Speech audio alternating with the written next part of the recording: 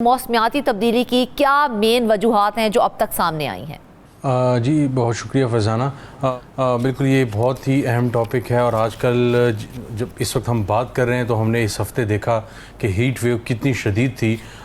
ये सिर्फ एक फैक्टर है, वो तमाम मौसमियाती जो तग़य्युर और जो तब्दीलियाँ आ रही हैं और पिछले तकरीबन 10 साल में अगर हम देखें तो 4 से 5 और 6 डिग्री तक जो टेम्परेचर है वो पाकिस्तान का बदला है और इसमें ज़ाहिर है दर्जनों फैक्टर्स मौजूद हैं। तो जो नेशनल इकनॉमिक सर्वे है 2024-25 का जो बजट से एक दिन पहले लॉन्च किया गया और ज़ाहिर है वो तकरीबन कोई 350-400 सफ़हात का एक पूरा एक कम्प्रिहेंसिव एक रिपोर्ट होती है और उसमें हर चीज़ बताई जाती है, इकोनॉमी से लेकर एजुकेशन, हेल्थ और क्लाइमेट चेंज, सोशल प्रोटेक्शन और दूसरी गवर्नेंस वगैरह की चीज़ें।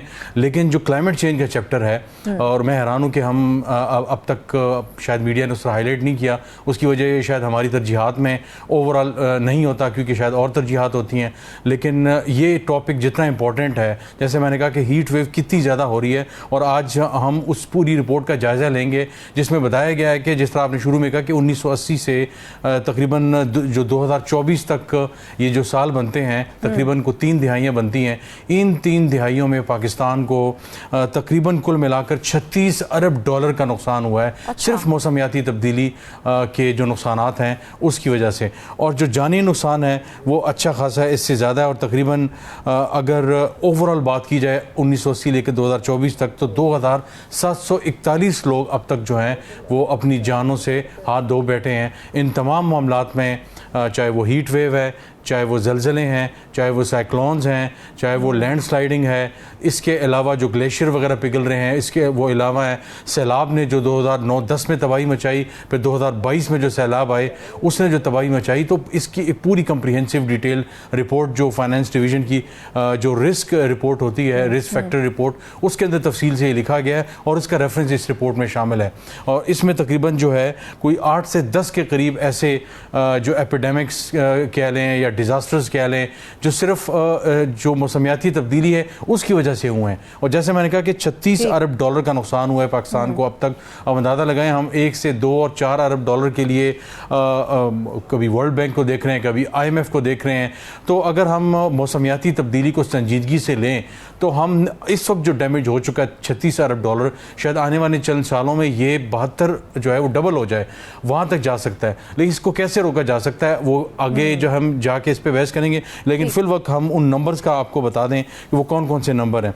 अगर जो साइक्लोन्स और जो तूफ़ानी जो झक्कड़ वगैरह आते हैं अगर उनकी बात की जाए तो 5 अब तक आ चुके हैं पाकिस्तान में। और उनमें सिर्फ झक्कड़ और इनकी वजह से पाकिस्तान को 1.7 अरब डॉलर का नुकसान हुआ है। अच्छा। इसके साथ साथ तकरीबन जो दूसरे वाक़यात हुए हैं जो तूफ़ान के बाद हमने देखा कि जो इमारतें गिरती हैं या पुल गिर गए या छतें गिर गई, उसमें 247 मिलियन डॉलर का पाकिस्तान को नुकसान हुआ।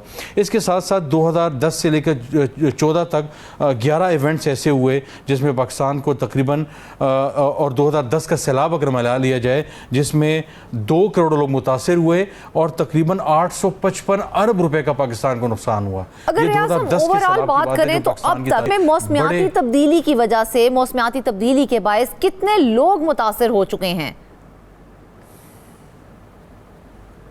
देखें, जैसे मैंने कहा कि तकरीबन 2741 लोग ऐसे हैं जिनकी अमवात हुई हैं और अगर ओवरऑल कुल बात की जाए तो तकरीबन 109 ऐसे वाक़यात हुए हैं जिसमें जैसे मैंने कहा कि 36 अरब डॉलर का नुकसान हुआ। और इसके अलावा तकरीबन जो नंबर ऑफ पीपल है वो तकरीबन 10 करोड़ से ज़्यादा बताई जा रही है।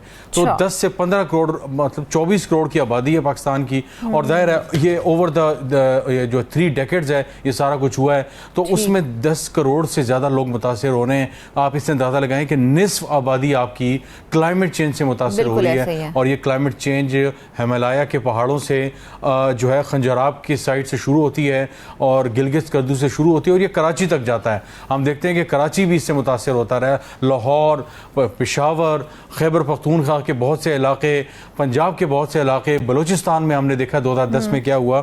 और एक और मैं फिगर आपको बताता चलूँ कि जैसे 2022 का जो सैलाब हुआ, तकरीबन 2 साल पहले की बात है, गवर्नमेंट की असेसमेंट रिपोर्ट के मुताबिक 14.9 यानी तकरीबन 15 अरब डॉलर का नुकसान हुआ सिर्फ 2022 के सैलाब से।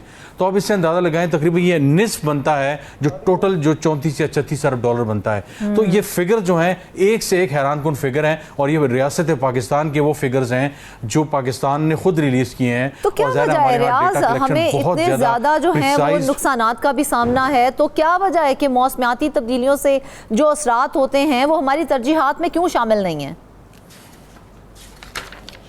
देखिए, इसकी कई वजूहात हैं। सबसे पहले तो इम्पोर्टेंट बात यह है कि क्या हमने उसको अपनी तरजीहात में शामिल किया।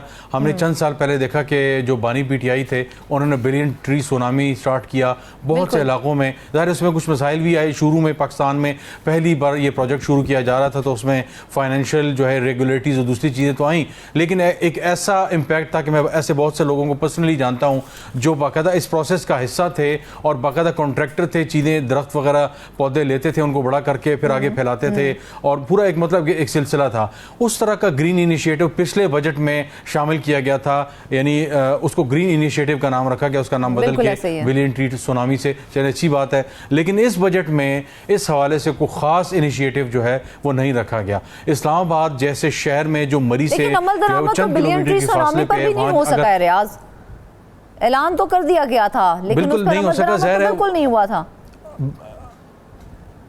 नहीं बिल्कुल तो नहीं हम कह सकते, लेकिन खासा तकरीबन उसमें जो गवर्नमेंट की असेसमेंट रिपोर्ट जब आई थी 2023 और 24 में जो रिपोर्ट आई तो 36 करोड़ के करीब जो है वो दरख्त लगाए गए थे। यानी 1 अरब का दावा था और 10 अरब का दावा था, लेकिन 36 करोड़ दरख्त लगा। अब ये 36 करोड़ दरख्त ज़ाहिर एक अच्छा फिगर है, अगेन कम होगा कंपेरेटिवली जो आपने क्लेम किया था, लेकिन बात ओवरऑल ये है कि आपने क्या इस बजट में, जब हम बात कर रहे हैं बजट इस वक्त टेबल कर दिया गया है नेशनल असम्बली में, डिबेट वगैरह उस पर स्टार्ट हो चुकी है, तो हमने एनवायरमेंट के लिए क्या किया। जैसे मैंने अब बात कर रहा था कि मरी से कुछ फासले में इस्लामाबाद है और यहाँ पे 44 अशारिया कुछ यानी तकरीबन 45 को टेम्परेचर टच कर रहा है। तो हम लाहौर की, बहावलपुर की और सिब्बी का क्या गिला करेंगे जब इतना, अगर ये एक ग्रीन शहर था आज से 10-15 साल पहले तक इसका जो ग्रीन कवर था वो कम हो गया है। हाउसिंग सोसाइटीज़ की एक ज़माने में पूरी दुनिया में ये होता है कि कुछ अरसे बाद तक जब डेवलपमेंट हो जाती है तो फिर वर्टिकल डेवलपमेंट होती है, यानी नीचे से इमारतें ऊपर जाती हैं, लेकिन हमारे अभी तक जो है हॉरिजॉन्टल डेवलपमेंट हो रही है, राइट टू लेफ्ट और लेफ्ट टू राइट। तो शहर जो है वो फैलते जा रहे हैं, जो ज़रूरी इलाका है, जो ग्रीन इलाका है, जो ग्रीन कवर है वो हमारा कम होता जा रहा है। तो स्टेट को यकीनन इस पे सोचना होगा कि जो हमारे ग्रीन कवर है, क्योंकि उसके और नुकसानात क्या हो रहे हैं, उसके नुकसानात ये हो रहे हैं कि हमने इस बजट में देखा कि हमारी जो ओवरऑल क्रॉप्स हो रहा है, मौसमियाती तब्दीलियां बहुत तेजी से रोनमा हो रही हैं, तो इसकी वजह से मजीद कौन से खतरात लाहिक हो सकते हैं आने वाले वक्तों में?